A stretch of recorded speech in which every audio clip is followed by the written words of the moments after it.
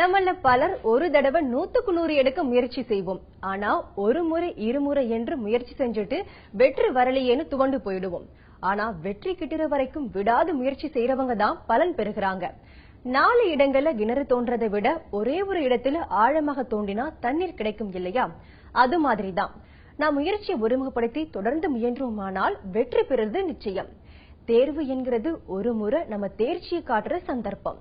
அதை சரியான முறையில பயன்படுத்திக்க நமக்கு தேவை விடாத முயற்சியும் ஒருமுகப்படுத்தப்பட்ட உழைப்பும் மட்டுமே. இந்த நிகழ்ச்சியில நீங்களும் உங்க சந்தேகங்களை கேட்கலாம். 8939888277 என்கிற எண்ணுக்கு உங்க கேள்வியை நீங்களே வாட்ஸ்அப் மூலமா அனுப்பலாம். உங்க வீடியோவோட நீங்க இதை அனுப்பினீங்கன்னா உங்க கேள்வியும் அதுக்கான பதில்களும் இந்த நிகழ்ச்சியில ஒளிபரப்பாகும். உங்களுக்காகவே இந்த வெற்றி நிச்சயம், உங்களுக்கே வெற்றி நிச்சயம்.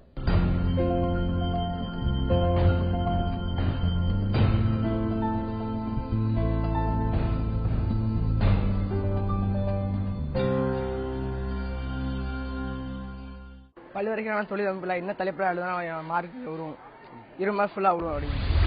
இந்த மாணவர் கேட்டது வணிகவியல் பாடத்தில் பல்வேறு வகையான தொழில் அமைப்பின் வகைகள் என்ன அப்படின்னு கேட்டாரு. அதாவது தொழில் அமைப்பினுடைய வகைகளை 2 வகையாக பிரிக்கும். ஒன்னு தனிநபர் நிறுவனங்கள் என்றும் அரசு நிறுவனங்கள் என்று பிரிக்கிறோம். தனிநபர் நிறுவனங்களில் தனியார் வணிகம், கூட்டாண்மை, கூட்டுறவு இது போன்ற நிறுவனங்களை தனிநபர் நிறுவனங்கள் என்று பிரிக்கிறோம். அரசு நிறுவனங்கள் என்ற பொறுத்தமட்டில் 4 வகைகளாக பிரிக்கப்படுது. ஒன்று துறைவாரி அமைப்பு, 2வது பொது கூட்டுறவு என்று சொல்லக்கூடிய பொதுக்கழகம், 3வது அரசு நிறுவனம், 4வது வாரிய அமைப்பு. எனக்கு சோசியல்ல இருந்து பசுமை புரட்சி என்றால் என்ன, அதை பத்தி எனக்கு ரொம்ப டவுட்டா இருக்கு. புரட்சிகள்ல உணவு தானிய உற்பத்தியை பெருக்கிறதுக்காண்டி நிறைய புரட்சிகள் இருக்கு. வெண்மை புரட்சி, நீல புரட்சி, பசுமை புரட்சி. அதுல உணவு தானிய உற்பத்தியை பெருக்கிறதுக்காண்டி ஏற்படுத்தப்பட்ட புரட்சி தான் பசுமை புரட்சி. பசுமை புரட்சி அப்படின்னா என்னன்னா, இந்தியா ரொம்ப மக்கள் தொகை கொண்ட நாடு. உலகத்திலே 2வது பெரிய நாடு, மக்கள் தொகை கொண்ட நாடு இந்தியா. முதல்ல சீனா, 2வது இந்தியா. இந்த இந்தியா மாதிரி வளரும் நாடுகளுக்கு பசுமை புரட்சி மிக அவசியமாகிறது. ஏன்னா உணவு உற்பத்தியை பெருக்கணும் அப்படின்னா பசுமை புரட்சி நமக்கு ரொம்ப அவசியம். பசுமை புரட்சினா ஒண்ணு இல்ல, வீரியமான விதைகள், தரமான உரங்கள் இதெல்லாம் போட்டு விவசாய உற்பத்தியை பெருக்கிறது. அதுதான் பசுமை புரட்சி. அதனால தரமான விதைகள், தரமான உரங்களை போட்டு பெருக்கி முன்னேற்றது நம்ம பசுமை விவசாயத்தை முன்னேற்றது பசுமை புரட்சி. இந்த பசுமை புரட்சியில இப்ப இந்தியா தன்னிகரற்று விளங்குகிறது. இந்த புரட்சியினால நம்ம உணவு தானிய உற்பத்தியில தன்னிறைவு பெற்று நம்ம விளங்குகிறோம். இதே மாதிரி இந்த புரட்சி இப்போ கிராம அளவில் செயல்படுத்தப்பட்டு மிகவும் சிறப்பாக செயல்படுத்தப்படுகிறது. 6 மாத பயிர்கள்லாம் இப்ப குறுகிய கால பயிர்களா விளைய உற்பத்தி செய்யப்பட்டு நாட்டை நம்ம முன்னேற்றத்தை பாதை கொண்டு போயிருக்கிறது பசுமை புரட்சி. வட்டத்தில் வெளியிடுதல் நிபந்தனைகள். நிருபத்தில் வரக்கூடிய பங்குகளை வெளியிடுதல், வட்டத்தில் வெளியிடுதல் உள்ள சில நிபந்தனைகள். வட்டத்தில் வெளியிடுதல் என்பது ஒரு நிறுவனம் வெளியிடக்கூடிய அதனுடைய பங்கின் உண்மையான மதிப்பை விட அந்த நிலவர விலைக்கு ஏற்ப அந்த மதிப்பு குறையும் பொழுது அந்த குறையக்கூடிய விலையில் வெளியிட்டால் அது வட்டத்தில் வெளியிடக்கூடிய பங்குகள் என்ற அர்த்தம். 1வது நிபந்தனை, முதலாக ஒரு நிறுவனம் வட்டத்தில் வெளியிட முடியாது. 2வதாக கண்டிப்பாக அந்த நிறுவனத்தினுடைய கூட்டத்தில் ஒரு சிறப்பு தீர்மானம் ஒன்றை நிறைவேற்ற வேண்டும். 3வதாக வெளியிடக்கூடிய அந்த வட்ட விழுக்காடு 10%க்கும் மிகக்கூடாது. திட்டமிடுதல் அது எவ்வளவு முக்கியம் தெரியுமா? எவ்வளவு நல்லா படிச்சாலும் சரியான திட்டமிடுதல் இல்லைன்னா வாழ்க்கையில வெற்றி பெற முடியாது. நம்மளோட இலக்க முதல்ல நிர்ணயம் செய்து கொண்டு ஆழ்ந்த ஈடுபாட்டோட செயல்படுத்தினோம்னா நம் எண்ணம் இறுதியில நல்ல பயனை தரும். நல்ல உரமும் செழிப்பான தண்ணீரும் தரப்பட்ட தென்னங்கன்னு காய்க்காம எப்படி போகும்? அதோட செழிப்பான காய்களுக்கும் தண்ணீரில் இல்லாம வளர்ந்த தென்னையின் காய்களுக்கும் வித்தியாசம் இல்லாம எப்படி போகும்?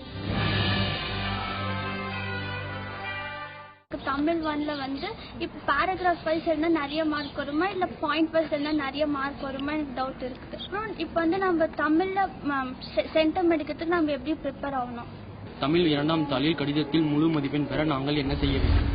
தமிழ் முதல் தாள்ல எந்த ஒரு வினாவிற்கோ விடை எழுதும் போது பத்தியா எழுதுறதை விட அதுக்கு விடைகளை தனித்தனியா பாயிண்டா எழுதுறதா ரொம்ப சிறப்பானது. அப்பதான் நாம எடுத்துக்கொண்ட விடை சரியான முறையில போயிட்டு அவங்க திருப்புறவங்களுக்கு தெரியும். அதனால மதிப்பெண்கள் ரொம்ப எளிமையா பெறத்துக்கு உண்டான வாய்ப்பு அதிகமா இருக்கு. மேலும் தமிழ் தாள்ல மொழி பாடத்துல முழு மதிப்பெண்கள் பெறணும் அப்படின்னு சொன்னா பாடங்களை வந்து முதல்ல கையெழுத்து ரொம்ப அழகாகவும் தெளிவாகவும் இருக்கணும். அது இல்லாம அடித்தல் திருத்தல் ஒரு இடத்துல கூட இருக்காது. மேலும் வந்து மயங்கொலி பிழைகளை வந்து தவிர்த்து இருக்கணும். அதுல மனப்பாட பகுதி எழுதும்போது அதுல காற்புள்ளி முற்றுப்புள்ளி போன்ற புள்ளிகள் எல்லாம் சரியான இடத்துல இடப்பட்டு எழுதியிருந்தா சிறப்பானது. அதுவே வந்து தமிழ் மொழி பாடத்துல வந்து முழு மதிப்பெண் பெறத்துக்குண்டான வாய்ப்பு. துணை பாடத்துல முழு மதிப்பெண் பெறணும்னா அங்க பத்திகள் உட்தலைப்பு, அதாவது குறிப்பு சட்டகம் போட்டு உட்தலைப்புகளை இட்டு எழுதும்போது கண்டிப்பா முழு மதிப்பெண்கள் பெறத்துக்குண்டான வாய்ப்பு இருக்குது.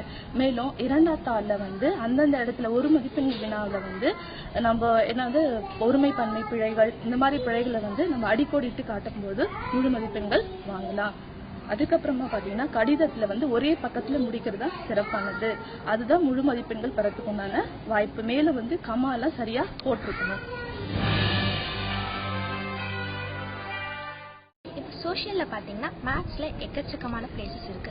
அதை எப்படி ஈஸியா டவுட் வராத மாதிரி ஞாபகம் வச்சுக்கிறது. அதே மாதிரி சோஷியல்ல எப்படி எளிய முறையில வந்து 100 மார்க் எடுக்கிறது. அதே மாதிரி பாத்தீங்கன்னா இப்ப டைம் லைன் சார்ட்ல வந்து இந்தியன் ஈவெண்ட்ஸும் இருக்கு, வேர்ல்ட் ஈவெண்ட்ஸும் இருக்கு. எது எழுதினா அதிக மதிப்பெண் போடுவாங்க, எது பெஸ்ட்? மேப்ல நிறைய பிளேசஸ் நிறைய இடங்கள் வந்து இருக்குது. அதனால மாணவர்கள் வந்து எப்படி மனசுல இருத்திக்கணும் அப்படின்ற ஒரு சந்தேகம் இருக்குது. அதுக்கு நம்ம என்ன செய்யணும்னா ஏற்கனவே அந்த பள்ளி ஆசிரியர்கள் வந்து நல்லா ட்ரெயின் அப் பண்ணியிருப்பாங்க. மேலும் வந்து நம்ம கூடுதலா ஞாபகம் வச்சுக்கணும் அப்படின்னாக்க மேப்ல வந்து அந்த டிகிரிஸ் வந்து கொடுத்துருப்பாங்க. அந்த டிகிரிக்கு நேரம் நம்ம ஸ்கேலை வச்சுட்டு நம்ம அதை மனப்பாடம் பண்ணோம்னா ஈஸியா வந்து நம்ம மனசுல வந்து அந்த நிறைய அதிகமா இருக்கிற பிளேசஸ் வந்து நம்ம ஞாபகம் வச்சுக்க முடியும். ரெண்டாவது வந்து எப்படி 100 மார்க் சோசியல்ல வாங்குறது சென்டம் எடுக்கிறது அப்படின்னு ஒரு கேள்வியை எழுப்பி இருக்கிறாங்க. அதுக்கு வந்து நம்ம புக்ல வந்து முதல்ல இருந்து கடைசி வரையும் படிக்கணும். அதாவது முதல் பாடத்துல இருந்து கடைசி பாடத்தை வரையும் எந்த ஒரு லைனையும் விடாம படிக்கணும் முதல். ரெண்டாவது பாயிண்ட் வந்து டெஸ்ட் எழுதும்போது எக்ஸாம் எழுதும்போது வந்து பிரசன்டேஷன் வந்து நீட்டா இருக்கணும். ரெண்டாவது ஓவர் ரைட்டிங் இருக்கக்கூடாது, கிராச்சஸ் இருக்கக்கூடாது, இதெல்லாம் வந்து இல்லாம இருக்கணும். இது எல்லாத்தோட முக்கியமான ஒண்ணு வந்து கொஸ்டின்ஸை வந்து அவங்க வினாத்தாளை வந்து திரும்ப திரும்ப திரும்ப படிக்கணும். ஏன்னா 2-3 வினாத்தாள் வந்து ஸ்டார்டிங் வந்து ஒரே மாதிரி இருக்கும், ஆனா லாஸ்ட் எண்டிங் வந்து வேற மாதிரி இருக்கும். ஏன்னா கொஸ்டின் வந்து ட்விஸ்ட் பண்ணி கேட்பாங்க. அதனால மாணவர்கள் வந்து எப்போதுமே கொஸ்டின் பேப்பர் கிடைச்ச உடனே வந்து அதை வந்து நல்லா திரும்ப திரும்ப படிச்சுட்டு ஆன்சர் பண்ணாங்கன்னா இதுக்கு வந்து 100 மார்க் வாங்குறதுக்கு வந்து சான்சஸ் இருக்கு. ரெண்டாவது பிரசன்டேஷன் வந்து ரொம்ப முக்கியம். இப்ப இந்தியன் நிகழ்வுகளை எழுதுறதா இல்ல வேர்ல்டு நிகழ்வுகளை அதாவது உலக நிகழ்ச்சிகளை எழுதுறதா அப்படின்னு மாணவர்களுக்கு ஒரு சந்தேகம் இருக்குது. எது எழுதினாலும் வந்து அவங்களுக்கு வந்து கண்டிப்பா வந்து மார்க் கிடைக்கும். ஆனா முக்கியமா வந்து இந்தியன் நிகழ்வுகளை எழுதினா மார்க் கிடைக்கும். ஏன்னா வந்து வினாத்தாளே வந்து அரசு பள்ளி மாணவர்கள் கவர்மெண்ட் ஸ்கூல் ஸ்டூடெண்ட்ஸ் பேஸ் பண்ணி இருக்கிறதுனால வந்து எந்த நிகழ்ச்சி எழுதினாலும் வந்து மார்க் கிடைக்கும். ஆனா குறிப்பா வந்து இந்திய நிகழ்வு இருந்தா நல்லா இருக்கும். நினைவு திறனை கூர்மையாக்க முதல்ல நம்ம உணவு பழக்கத்தையும் தூங்குற முறைகளையும் மாத்தணும்னு சொன்னா உங்களுக்கு ஆச்சரியமா இருக்குல்ல? குறைவான தூக்கம், கூடுதலான மன இறுக்கம் ரெண்டுமே உடல்ல செரிமான தன்மையை பாதிக்குது. அதனால படிக்கிற சமயங்கள்ல கடினமான உணவுகளை எடுத்துக்கவே கூடாது. நிறைய உணவை சாப்பிடுறப்போ அல்லது செரிமானம் ஆகிறதுக்கு கடின உணவை சாப்பிடுறப்போ வயிற்றுக்கு அதிக ரத்தம் பாய்கிறதுனால மூளையோட செயல்திறன் பாதிக்கப்படுகிறது. அதனால எண்ணெய் பதார்த்தங்களை தொடவே கூடாது. காரம், மசாலாக்கள் அதிகமா இருக்கிற உணவுகளை கை வைக்கவே கூடாது. குறிப்பா நிலக்கடலை சாப்பிடுறது தவிர்க்கணும். அதிக தாகத்தை உருவாக்குற இட்லி, தோசைகளை குறைச்சிக்கணும். அதிக புளிப்பு உள்ள தயிர் தவிர்க்கப்பட வேண்டும்.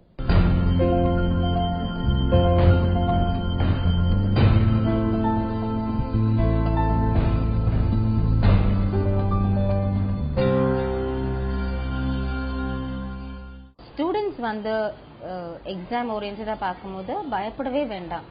எக்ஸாம் வந்து it's a challenge you face in the world. Because நீங்க நல்ல நாலேஜ் கெயின் பண்ணதை டெஸ்ட் பண்றாங்க, அவ்வளவுதான் எக்ஸாமினேஷன்.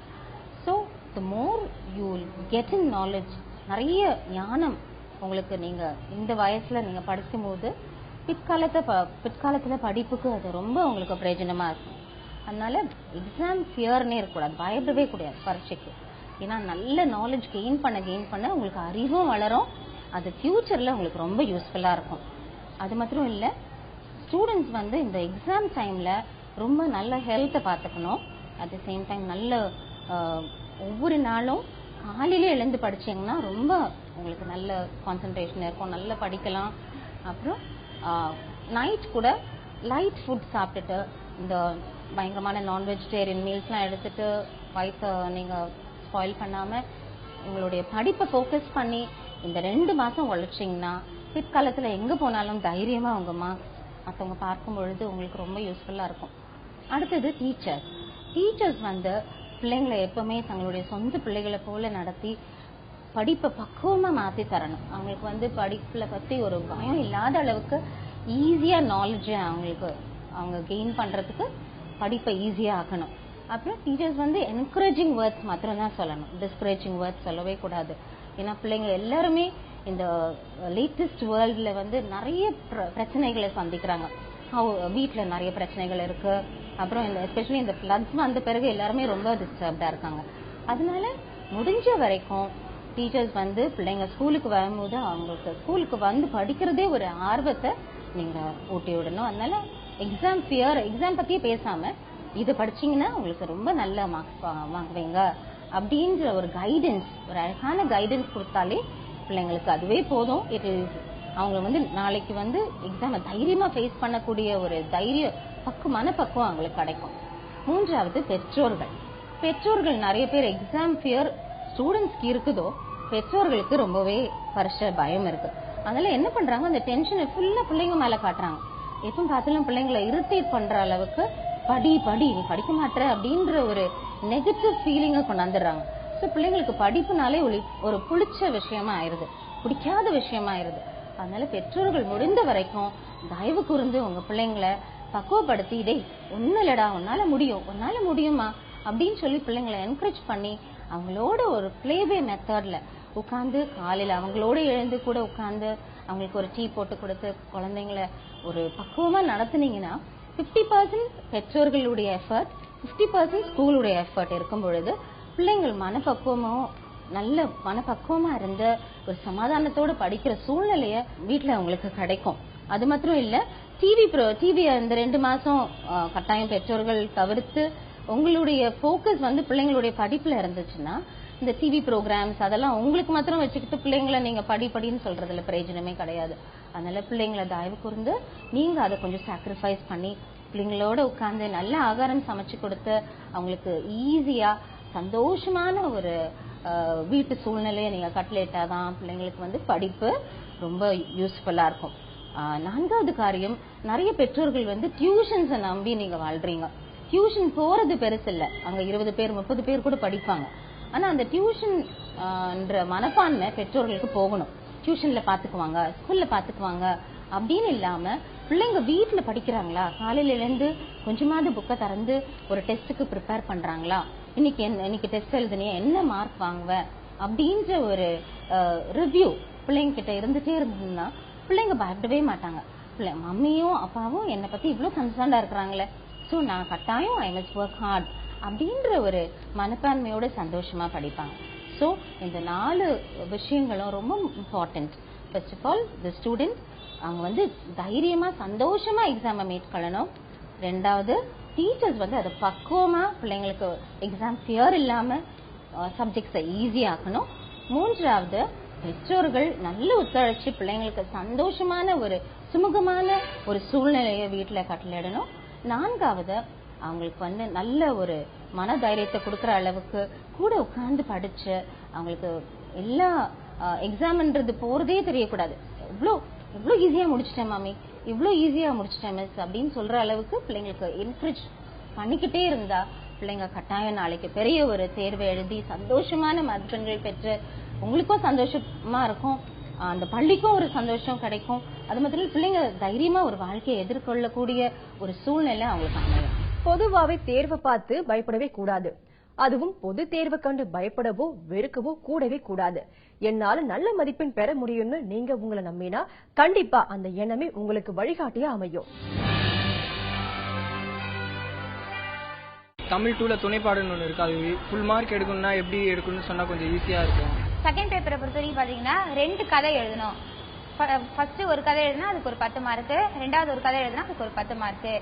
அந்த துணை பாடத்துல கதை எழுதும் போது முதல்ல நல்லா கவனிச்சுக்கோங்க, கதை மாந்தர்களுடைய பெயர்கள் எல்லாமே கவனமா எழுதணும். அதே மாதிரி கதை மாந்தர்கள் அந்த கதையில அவங்களுடைய தன்மை என்னது, அவங்க அந்த கதையில அவங்களுடைய படைப்பு என்னது அப்படிங்கறத நல்லா தெரிஞ்சு அதன்படி நம்ம எழுதணும். கதை எழுதுறதுக்கு முன்னாடி முதல்ல குறிப்பு சட்டகம் போட்டுக்கோங்க. குறிப்பு சட்டகத்துக்கு பிறகு முன்னுரை. முன்னுரையில கதையினுடைய பெயர், ஆசிரியருடைய குறிப்பு. ஆசிரியருடைய குறிப்பு கொஞ்சம் கொஞ்சம் தெரிஞ்ச வரைக்கும் எழுதுங்க, ஆசிரியர் குறிப்பு. அதுக்கப்புறம் கதையினுடைய ஒவ்வொரு பொருளையுமே, ஒவ்வொரு கதை மாந்தர்களையுமே சிறு சிறு தலைப்பாக கொண்டு விவரிச்சு எழுதுங்க. அதுக்கு இறுதியா முடிவுரை எழுதணும். இந்த மாதிரி ஒரு சில தலைப்புகள் கொடுத்து நீங்க எழுதுனீங்கன்னா கண்டிப்பா முழு மதிப்பெண் வாங்கலாம். கதை தெரியும் அப்படின்னு சொல்லிட்டு எழுதி பார்க்காம போயிடாதீங்க. தேர்வுக்கு முன்னதாகவே இன்னும் 1 மாசம் இருக்கு. ஒவ்வொரு நாளும் ஒவ்வொரு கதைய திட்டம் போட்டு கரெக்டா குறிப்பு சட்டகம் வகுத்து அதன்படி எழுதி பாருங்க. அப்பதான் பிழை இல்லாம எழுத முடியும். நிறைய மாணவர்கள் என்ன பண்றாங்கன்னா 2 பக்கம் 3 பக்கம் நிறைய விவரிச்சு எழுதுறாங்க. நல்லா எழுதிட்டோம், ஃபுல் மார்க் வந்துரும் அப்படின்னு நினைச்சிட்டு கான்பிடண்டா வந்துடுறாங்க. நிறைய எழுதிருப்பீங்க, ஆனா அதுல பாத்தீங்கன்னா நீங்க கரெக்டா எழுதுனதை விட நிறைய பிழைகள் தான் அதிகமா செஞ்சிருப்பீங்களே. நிறைய எழுத்து பிழைகள்லாம் இருக்கும். அப்படி இருக்கும் போது மதிப்பெண் வரவே வராது. அதனால எழுதி முதல்ல வீட்டுல என்ன பண்ணுங்க, எழுதி பாருங்க. அதே மாதிரி கதை மாந்தர்கள் பெயர்கள் கரெக்டா எழுதியிருக்கணும். ஒவ்வொரு கதையிலையும் என்னென்ன கதை மாந்தர்கள் வராங்களோ அந்த கதையில அந்த கதை மாந்தர்கள் மட்டும்தான் எழுதியிருக்கணுமே. எல்லா 10 கதை இருக்கு துணை பாடத்துல நமக்கு. அந்த எல்லா கதையிலும் இருக்க கதை மாந்தர்களும் மொத்தமா என்ன பண்ணிடக்கூடாது, என்னென்ன தெரியுதோ அதெல்லாம் எல்லா இதுக்குமே சேர்த்து எழுதிடக்கூடாது. அப்படிலாம் எழுதுனீங்கன்னா மதிப்பெண் போறதுக்கு நிறைய வாய்ப்புகள் இருக்கு. காலையில நீங்க சாத்துக்கொடி, ஆரஞ்சு, திராட்சை, தர்பூசணி ஜூஸ்ல தேன் கலந்து குடிக்கலாம். அதுக்கு பிறகு சத்து மாவு, கஞ்சி, ஓட்ஸ், கம்பு, ராகி, கோதுமை, அரிசி இதுல ஏதாச்சும் ஒரு கஞ்சி அருந்தலாம். மதியமா பருப்பு, கீரையை வேக வச்சு கடைஞ்சி சாதத்தோடு சேர்த்து சாப்பிடலாம். ராத்திரி வாழைப்பழம், பப்பாளி, ஆப்பிள் பழங்களை வெட்டி சாலட் செஞ்சு சாப்பிடலாம். படிக்கிற வேலையில தேவைப்பட்டா உலர் திராட்சை எடுத்துக்கலாம். பேரிச்சம்பழம், பாதாம் பருப்போட பொடியும் கலந்து சாப்பிட்டா சக்தி கிடைக்கும். இதெல்லாம் எளிதா செரிமானம் ஆகவும் செய்யும். அதே நேரத்துல மூளைக்கு வேண்டிய சத்துக்களை அதிகமாவே கொடுக்கும்.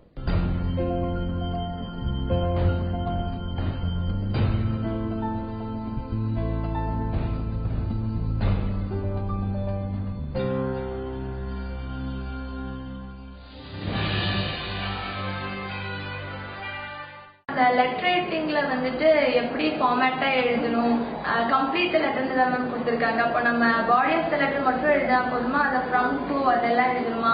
அப்புறம் பேராகிராஃப்ல வந்து எப்படி எழுதுனா 5 மார்க்ஸ் கொடுப்பாங்க மேம். ஸோ இங்கிலீஷ்னு பார்த்தீங்கன்னா first of all handwriting and presentation தான் மச் இம்பார்ட்டன்ட். ஓகே, ஸோ நம்ம என்ன எப்படி ப்ரெசென்ட் பண்ணணுங்கிறது according to the question paper. So number 1 to 60 or 53, according to that only, first of all we should present the paper, and we can use black color for highlighting all the important points. And next one, how to score fully in paragraph means, நீங்க என்ன பண்றீங்கன்னா paragraph first of all the topic நீங்க எழுதணும், topic and with the author name. Okay, author in case poem அப்படின்னா poem with the poet's name மட்டும் first நீங்க present பண்ணணும். And later just you write it, and you should not write it in the paragraph. I mean ஒரே single paragraph தான் எழுதணும் தவிர்த்து point wise you should not write it. And then அதுல பார்க்கும்போது எந்த question, because you analyze the question and what should be the answer, you make it prepare yourself, and then you write only the particular paragraph alone you should write it. And extra or your friendly or your backla இருக்கிறதுல it is not necessary. The particular question அது மட்டும் தான் you should write. If you're writing extra one sure mark will be reduced. And main important one is grammatical part. While writing paragraph, we used to make many mistakes. We used to make spelling mistakes and the grammatical. So most probably all the paragraphs it should be in the past tense. So that thing to be conscious. ஒவ்வொரு பாடத்துக்கு எவ்வளவு நேரம் ஒதுக்கணும் என்பதை முன்னமே தீர்மானிச்சுக்கணும். கஷ்டமான பாடத்துக்கு அதிகமான நேரமும், எளிதான பாடத்துக்கு குறைஞ்ச நேரமும் ஒதுக்கலாம். தொடர்ந்து படிச்சா நான் ஏற்கனவே சொன்னது மாதிரி இடையிடையே ஓய்வெடுத்துட்டு படிக்கணும். அப்பதான் ஒவ்வொரு முறையும் முழு ஈடுபாட்டோட படிக்க முடியும். எக்ஸாம்ஸ் எப்படி எழுதணும், அதனால எப்படி எவ்வளோ மார்க் வாங்க முடியும், அதனால எப்படியெல்லாம் பெர்சன்டேஜ் பண்ண முடியும்னு கேட்குறாங்க. இப்போ எக்கனாமிக்ஸ் அப்படிங்கிறது பார்த்தீங்கன்னா 51 மார்க்ஸ் வந்து கேட்பாங்க. இதில் பார்த்தீங்கன்னா Roman letter 1 choose the best answer and fill-ups கேட்டிருப்பாங்க. இதில் பார்த்தீங்கன்னா 12 1 மார்க்ஸ் கேட்பாங்க. அதில் 2 வந்து இன்டீரியர் கொஸ்டினாக வரும். ஸோ இந்த இன்டீரியர் கொஸ்டின் பொறுத்த மட்டும் எப்படி இருக்கும் அப்படின்னா எஸ்ஸே அண்ட் பேராகிராஃப் படிக்கிற கொஸ்டின்ஸ்ல தான் கேட்பாங்க. ஸோ பார்த்தீங்கன்னா 51 மார்க்ஸ் வந்து கண்டிப்பாக ஷியூராக வந்து வாங்கிடலாம். அப்பார்ட் ஃப்ரம் த 3 மார்க்ஸ் பார்த்தீங்க அப்படின்னா 10 × 3 10 கொஸ்டின்ஸ் எழுதுற மாதிரி வரும். மேக்ஸிமம் பார்த்தீங்கன்னா புக் பேக் கொஸ்டின் தான் வரும். பேராகிராஃப் கொஸ்டின் அட்டன் பண்ணோம் அப்படின்னு பாத்தீங்கன்னா பேராகிராஃப் கொஸ்டின் பொறுத்த மட்டும் அப்படியே எஸ்ஐ தியரியா எழுதாம ஜஸ்ட் வந்து நீங்க பாயிண்ட் அவுட் போட்டு தென் ஹெட்லைன்ஸ் வந்து போட்டு எழுதுனீங்க அப்படின்னா பெஸ்டா இருக்கும். அதே போல எஸ்ஏ டைப் கொஸ்டின்ஸ் பாத்தீங்க அப்படின்னா மேக்ஸிமம் வந்து டயக்ராமேட்டிக் கொஸ்டின்ஸ் வந்து சூஸ் பண்ணணும். டயக்ராமேட்டிக் கொஸ்டின்ஸ் சூஸ் பண்ணும்போது எப்படி அப்படின்னா அதுல இருக்கிற மார்க்ஸ் வந்து ரெடியூஸ் ஆகாம ஃபுல் மார்க்ஸ் ஸ்கோர் பண்றதுக்கு ஈஸியா இருக்கும். அதே போல டயக்ராமேட்டிக் கொஸ்டின்ஸ் தென் difference question then comparison questions எல்லாம் அட்டன் பண்ணீங்க அப்படின்னா ஃபுல் மார்க்ஸ் வந்து கண்டிப்பா கிடைக்கும். இப்போ நான் சொல்ல போற விஷயம் சிலருக்கு சில நேரம் தோணக்கூடிய ஒண்ணு. வேற ஏதாச்சும் ஈஸியான வழியில விடையை எழுதி வச்சு தேர்வுல அதை பார்த்து எழுதிக்கலாம்னு நினைப்போம். ஆனா அது வெற்றியே இல்லைங்கிறது ஒரு பக்கம். இன்னொரு பக்கம் அதை கண்டுபிடிச்சிட்டா அப்புறமா நடக்கிற அவமானங்களை நினைச்சு பார்க்கணும். அது நமக்கு மட்டும் அவமானம் இல்ல, நம்மள வளர்த்த அம்மா அப்பாவுக்கு உயிரை காட்டிலும் அற்புதமா பாடம் எடுத்த ஆசிரியர்களை அவமானப்படுத்துகிறோம். அதனால அப்படிப்பட்ட தவறான எண்ணங்கள் முளைவிட்டா அதை முதலிலேயே தவிர்த்திடுவோம். வெற்றி பெறுவதற்கு குறுக்கு வழி இல்லை என்பது நினைவில் கொள்ள வேண்டும். அக்கௌண்ட்ஸ்ல மொத்தம் 320 மார்க் அட்டென்ட் பண்ணோம். அது எந்த மொத்தம் 10 லெசன் இருக்கு. அது எப்படி எந்த லெசன்ல ஈஸியா இருக்கோ அந்த லெசன்ல அட்டென்ட் பண்ணோம். அது எப்படி அட்டென்ட் பண்ணோம்.